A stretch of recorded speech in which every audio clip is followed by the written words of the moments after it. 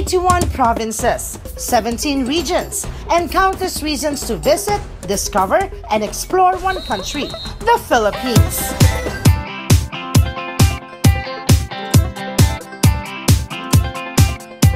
Kati-kati na ba ang iyong mga paa? Handa nang umalis, magliwaliw at lumarga. Buti na lang taga dito ka. Sing dami ng happening, ang dami ng isla. It's more fun in the Philippines. Bakit palalayo? Sobrang swerte kaya ng tsinelas mo. Nakatapak ka sa paraiso. It's more fun in the Philippines. Mabuhay Katolismo! This is Group 1 of PSTM 5B, and we're going to present to you what we have learned during our heritage tourism in this midterm period. Let's start! To my beautiful and handsome group mates, take it away, please! Hey everyone! Wait, something's wrong with the outfit. Let me change. Better. Magandang buhay! Magandang araw sa ating lahat. I'm glad to see you again. And this time, we will be defining the law that aims to save our landmarks and history and heritage. It is the Republic Act 10066, or the RA 10066. Now, what is the RA 10066? Is an act providing the law or protection and conservation of the national cultural heritage, strengthening the National Commission for Culture and the Arts, or NCCAA, and its affiliated cultural agencies, and for other purposes. Now, can I hear some of your thoughts about the Republic Act 10066 or about the law?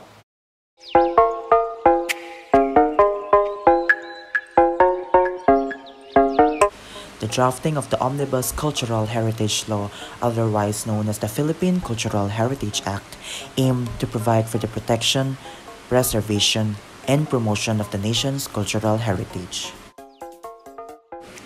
Through this law, or with the help of this law, the state endeavors to create a balanced atmosphere where the historic past coexists. Again, this is Christopher reminding you to protect, preserve, promote, but most importantly, save our history, save our heritage.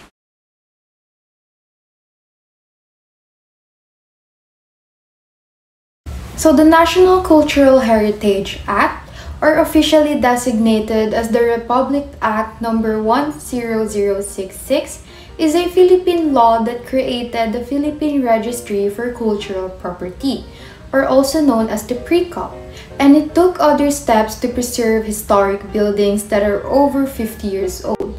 So it was signed into law on March 25, 2009. So this act defines cultural property as all products of human creativity by which a people and the nation reveal their identity. So this includes churches and mosques and other places of religious beliefs and worships. And also this includes schools and natural history specimens and sites.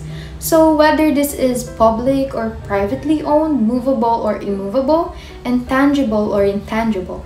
So it deems all heritage structures in which are at least 50 years old, so as presumed important by cultural properties, despite non-declaration by the local government units to register these presumed important cultural properties to the database of the National Commission for Cultural and for the Arts, for cultural documentation and conservation. So the citizen retains the ownership of the house or the place. The government is only declaring the heritage value of the structure and providing funding for its protection and its preservation.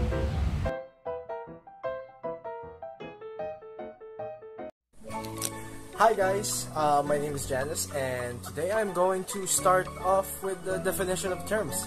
Let's get to it, shall we? First is adaptive reuse, and these refer to the utilization of buildings that were originally made to conserve sites. These are known for their engineering integrity and their authenticity in their design. Second one is anthropological area, and these refer to any place where studies of ethno-linguistic groups, especially specific ethno-linguistic groups, undertake. Third are antiques, and antiques refer to cultural properties that are found locally, a minimum of 100 years old or older, that have ceased production. Archaeological areas. Fourth one, these refer to any place, and I mean any place, you name it, like mountains, underwater, underground, inside the cave, inside somewhere in the wall, somewhere out there, as long as it contains artifacts, fossils, other cultural materials that depict and document their relevance in history. That's a go sign. Fifth one, archives. These refer to public and private records in any format that have been selected for preservation because of their historical value. Almost there. Last one on my part is built heritage. So what is built heritage? Built heritage refers to architectural engineering structures and landscapes with notable historic and cultural significance. I got you. That is it for my part, and now I'm going to pass you to my two partners, Nicole and Kelvin. They're both a treat, and they're going to fill you in on the other definition of terms. So I'll be seeing you around. Bye! Mabuhay! My name is Nicole R. Patag from TM5B, and for this video, I will discuss the other definitions of term. Let's start.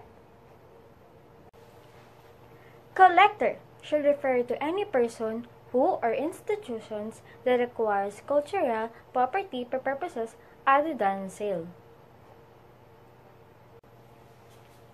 Commission should refer to the National Commissions for the Culture and the Arts, or in short, NCCA. Conservation should refer to all the process and measures of maintaining the cultural significance of a cultural property, including but not limited to preservations, restorations, reconstructions, protections, adaptations, or combinations thereof. The cultural education should refer to the teaching and learning of cultural concept and process. Cultural heritage should refer to the totality of cultural property preserved and developed through time and passed on to posterity. Well, I guess that's it for today, and I'm going to pass to my partner, Calvin. We'll see you next time. Hi, I'm Kelvin Esguerra. For my turn, I will discuss the last part of the definition of terms. First, cultural heritage worker refer to an individual undertaking cultural heritage work. Second, cultural institution refer to an entities engaged primarily in cultural work. Third, cultural property refer to all products of human creativity by which a people or nation reveal their identity, including churches, mosques, and other places of religious worships. Schools and natural history specimen and sites, whether public or privately owned, movable or immovable, tangible and intangible. Fourth, dealers refer to natural or juridical person who acquire cultural property for the purpose of engaging in the acquisition and disposition of the same. Last, heritage zone refer to historical, anthropological, archaeological, artistic, geographical areas and settings that are culturally significant to the country, as declared by the National Museum or the National Historical Institute. Once again, I'm Kelvin Esguerra from BSTM5B. That's all for the definition of terms.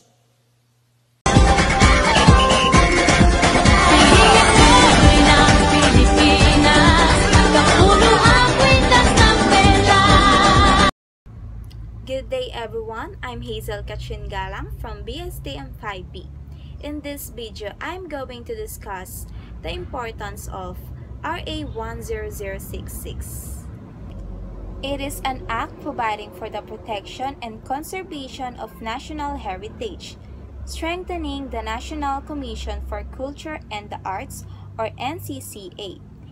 It is important because this law aims to protect, preserve, conserve, and promote the nation's cultural heritage, its property, and histories. Just like in heritage conservation, it plays major role in helping define the identity we proudly showcase today by reminding people how prosperous our past has been. Lastly, in cultural heritage, it is essential to protecting our sense of who we are. It gives us an irrefutable connection to the past to certain social values, beliefs, costumes, and traditions that allow us to identify ourselves with others and deepen our sense of unity, belonging, and national. Thank you and stay safe, everyone. All cultural properties declared as important cultural property may receive government funding for its protection, conservation, and restoration. An official heritage marker shall likewise be placed on an immovable cultural property to identify the same as important cultural property. So, the cultural properties may also be declared as national cultural treasures and national historical landmarks, which shall be entitled to certain privilege. Cultural properties may be declared or delisted as national cultural treasures or important cultural property. This law provides for its procedures. The registration and conservation of cultural property is an important feature of this act.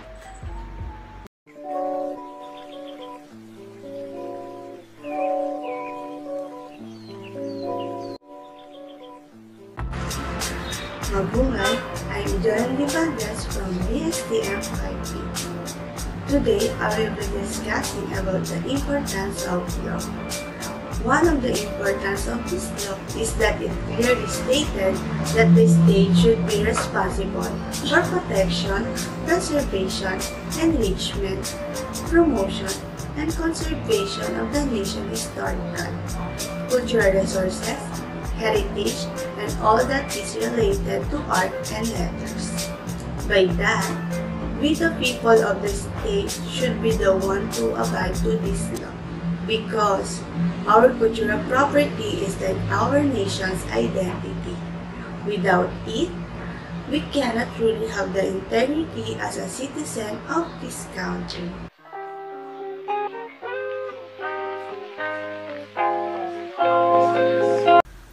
Hi everyone, my name is Mary Ann Ileto and I will be talking about the intangible cultural heritage. We all know that tangible cultural heritage are the buildings, monuments, historic places, and artifacts which are considered the cultural properties that played a big role in our history.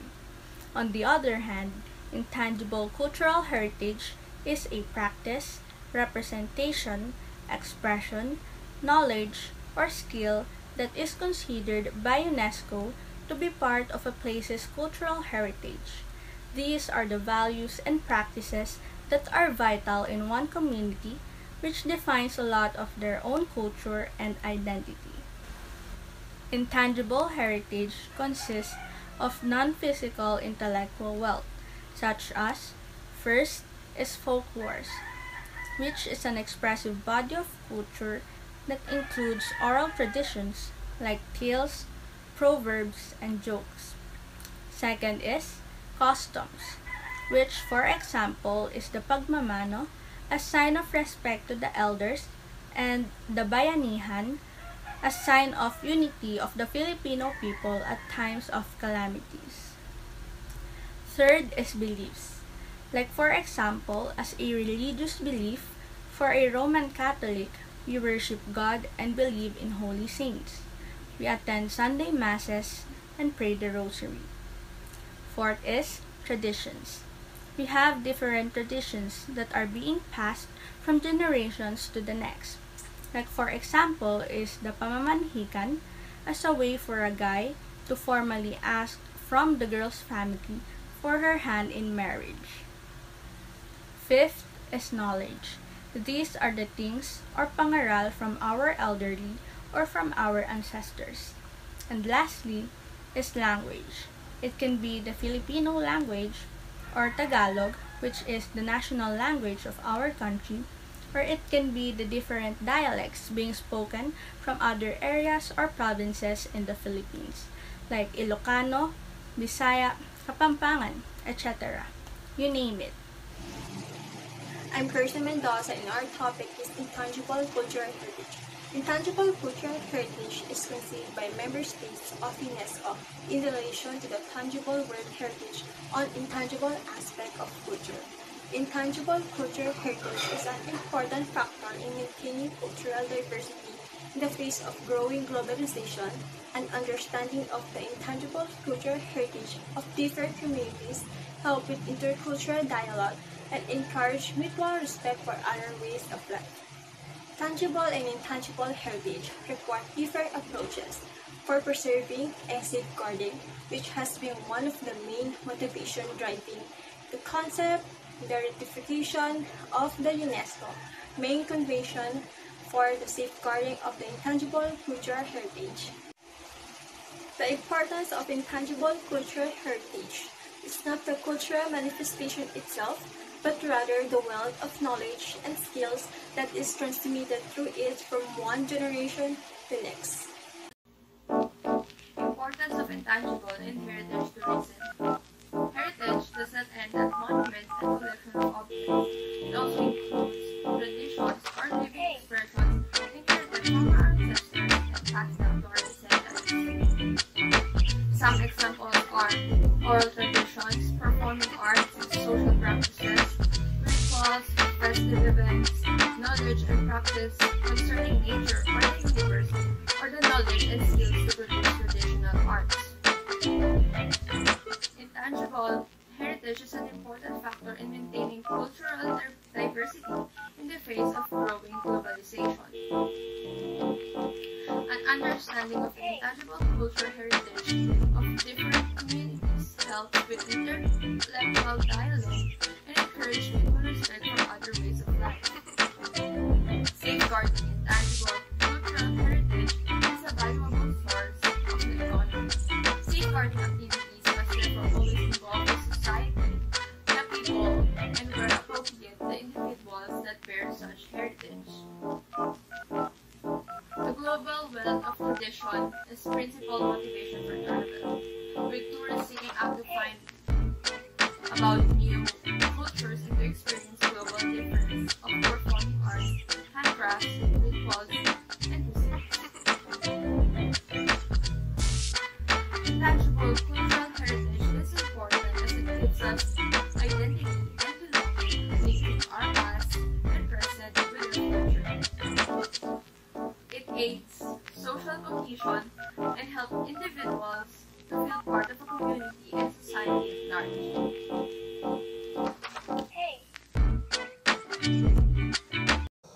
Good day everyone, my name is Patricia Ann, and in this video, I will be sharing with you the examples of intangible cultural heritage in the Philippines.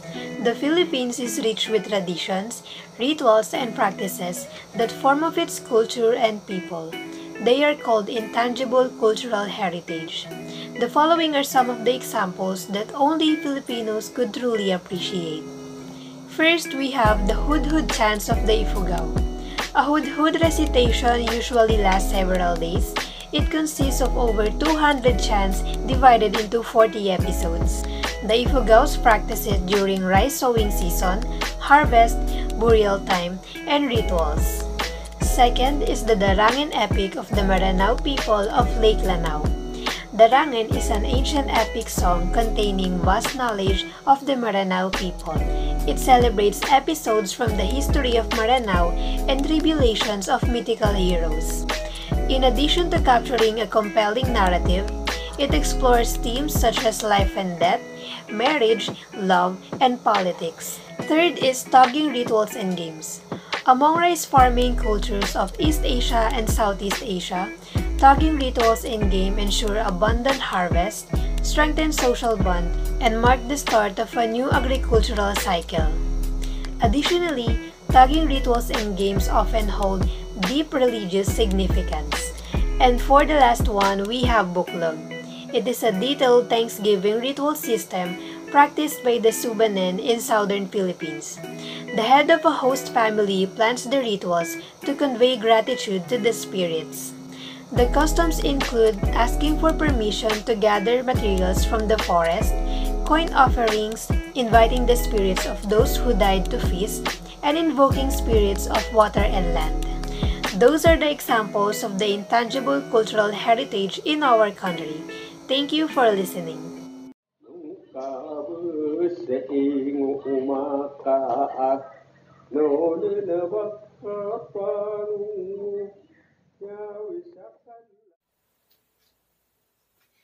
Darangan, Epic of the Maranao People of Lake Lanao. The Darangan, which means to narrate in song, is an ancient epic song that encompasses a wealth of knowledge of the Maranao people who live in the Lake Lanao region of Mindanao. This southernmost island of the Philippine archipelago is the traditional homeland of the Maranao, one of the country's three main Muslim groups. The epic explores the underlying themes of life and death, courtship, love and politics through symbol, metaphor, irony, and satire. The Darangan also includes customary law standards of social and ethical behavior, notions of aesthetic beauty, and social values specific to the Maranao. The element was declared by UNESCO as one of the representative, intangible elements of humanity in 2005. It was later inscribed as a UNESCO Intangible Heritage element in 2008.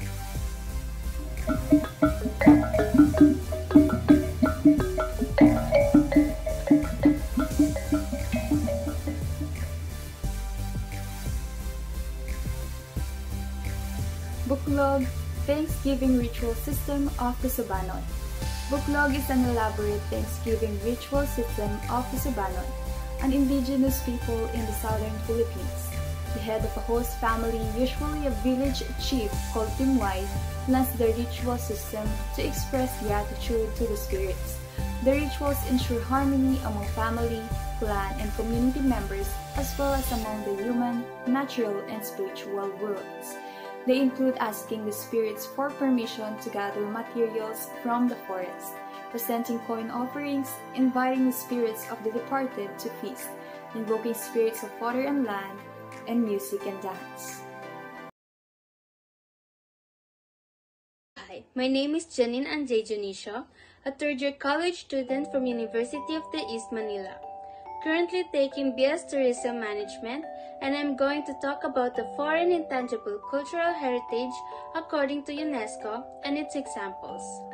The foreign intangible cultural heritage is the practices, expressions, knowledge and skills that communities, groups, and sometimes individuals recognize as part of their cultural heritage that is performed outside the Philippines. For examples, the handmade weaving in Upper Egypt or Said. It is a complex process that requires time, effort, patience, and practice. Many steps and techniques are involved in the loom preparation, threading, and weaving to achieve the final product. It is a work of precision and intricate workmanship. Inscribed in 2020 on the list of intangible cultural heritage in need of urgent safeguarding. Next, yoga. It is a mind and body practice which involves movement, meditation, and breathing techniques to promote mental and physical well-being. In India, it is an ancient practice traditional taught by gurus. Inscribed in 2016 into the representative list as part of 4 categories, social practices, rituals and festive events, knowledge and practices concerning nature and the universe, performing arts, and oral traditions and expressions. Hi, my name is Erica Dizan, and we will discuss the examples of foreign intangible. Number 3. The Baile Chino in Chile. They are brotherhoods of musicians who express their faith through music, dance, and singing in the context of commemoration festivities, inscribed in 2014 into the representative list in the category of social practices, rituals, and festive events. 4. Beer culture in Belgium. Beer making is highly considered in the Belgian community and plays an important role in the daily life and festive events, as well as in the culinary tradition of the country. There are 1,500 kinds of beer made with different types of fermentation, and many of them have developed a sustainable production process. 5. The Nogaku Theater in Japan, originated in the 8th century, is the principal form of Japanese theater. This type of theater is based on tales from traditional literature and is represented in using masks, costumes, and accessories that merge with the dance in order to represent the stories of the ordinary people of the 12th to 16th centuries in the ancient language. And it inscribed in 2008 into the representative list in the categories of traditional, craftsmanship, oral traditions and expressions, and performing arts. Good day everyone, this is Daniel Nicolai A. Rojas from TM5B, and I will be talking about the Filipino heritage. Traditions are important for they remind us that we are a part of a history that defines our past and that shapes who we are today. The culture of the Philippines comprises a blend of traditional Filipino and Spanish Catholic traditions, with influences from America and other parts of the Asia. Filipinos are also a hospitable people who love to have a good time. This often includes getting together to sing, dance, and most especially to eat. Filipino heritage is important for it gives us an irrefutable connection to the past, to a certain values, beliefs, customs, and traditions. It allows us to identify ourselves with others and deepen our sense of unity, belonging, and national pride.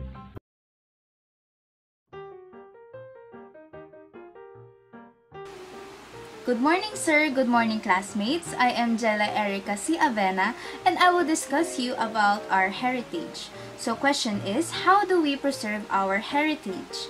So, first, we all know that UNESCO, or the United Nations Educational, Scientific, and Cultural Organization, is a specialized agency. So, this organization promotes world peace and safety and security to the education, arts, sciences, and culture. So here are the two approaches that the UNESCO declares on how to preserve our heritage. So first, it should be recorded in tangible form, and we should also conserve it in an archive. And the second one is that we need to preserve it in living form so that we can make sure that it can be transmitted to our future generations. So education also helps preserve our cultural heritage because it inculcates traditions, customs, values, arts, and morals of each one of us who is taking heritage tourism subject. So the best way to preserve our cultural heritage is by keeping it alive. So this is very important because we all know that this is our connection to the past. So as tourism students, we have to value and give importance to our heritage sites. And I thank you. The purpose of Historic Conservation Division, also known as HPD, is to collab and to coordinate to the other sectors to protect our historical sites. For example, collaborating with DOT, which is the Department of Tourism, and also with sustainable tourism, because the tourism industry has a larger percentage of consuming, and it has a higher numbers of tourists who visits the places that which is part of historical sites in the country. And also the HPD has objectives, and these are to develop marketing campaign for historical sites, discuss the funding for new historic preservation budget, and lastly, to facilitate the process for serving historic places and structure. Then their goal is to achieve to promote big time and successfully the Philippine history and cultural heritage through research, dissemination, conservation, and sites management. Heritage conservation. The conservation of heritage sites presents immense significance to a country. No wonder almost every country around the world are laying down strategy to accomplish such as enormous tasks. Firstly, heritage sites reflect the anthropological, historical, and cultural values of a people. Such reflection include human behavior, beliefs, art, as well as relations. Therefore, it is vital to conserve heritage sites and properties as a platform of teaching or learning the past way of life of given group of people. Furthermore, some of these sites serve as a significant reminder of origin or occurrence of a given phenomenon.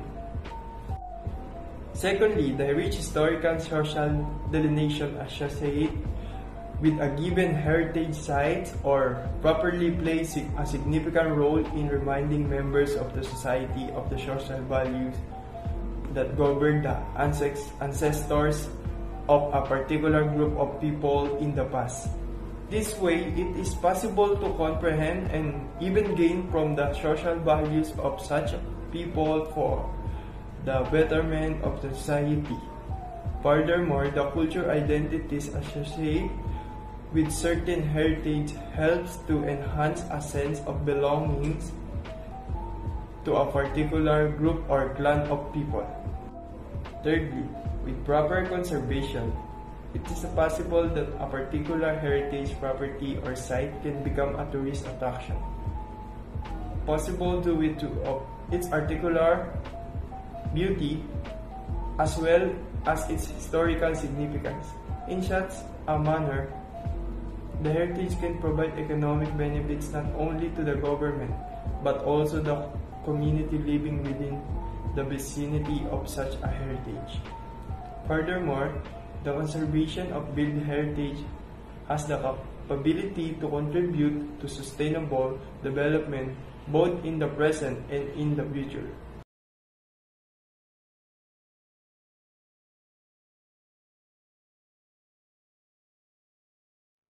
Mabuhay! My name is Nomami from BSTM 5B. Let's talk about how the Republic Act 10066 came to be. So the drafting of the Omnibus Cultural Heritage Law, otherwise known as the Philippine Cultural Heritage Act, aimed to provide for the protection, preservation, and promotion of the nation's cultural heritage.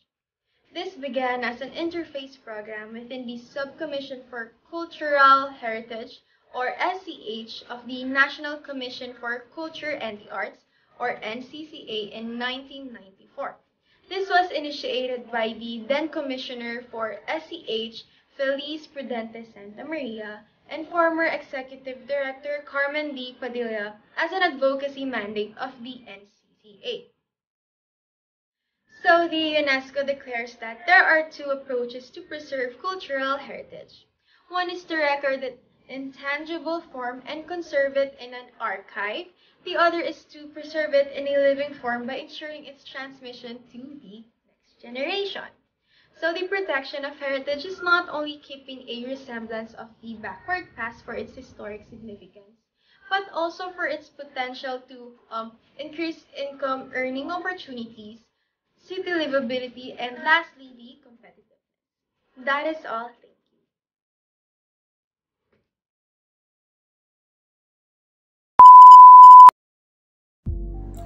Good day to everyone. My name is Lorenzo Fantasestuya, and with my partners, we are going to present to you and discuss to you the steps on how the Filipino heritage is protected, from steps 1 to 4. Step 1. Protecting true education and supporting the cause. By reading, researching, and traveling, well, we must open our senses to our new information that will be absorbed into us. It's not every day that we found and learn new things. So, by traveling or researching or even reading about these places, we learn new knowledge, and these knowledge are meant to be shared and meant to be educated to the people around us. Who knows, they might learn a thing or two from us. Supporting organizations and advancing the cause. Here in the Philippines and around the world, there are organizations that are local or international, private or public, that are really helping to promote the cultural heritage. Now, we can share our time, our efforts, our talents to better produce and to better educate the people around us what is cultural heritage is. Good day everyone, I am Jarek Villanueva and I'm here to discuss to you the second step on how Filipino heritage is protected. It is to preserve Filipino heritage by documentation, events, and campaigns. Heritage mapping means documenting and mapping our cultural heritage as a way of preserving our culture with the help of technology. By this, we can always look out our national heritages to be able to do something for its benefit. And also, holding and attending seminars, workshops, and talks on cultural heritage.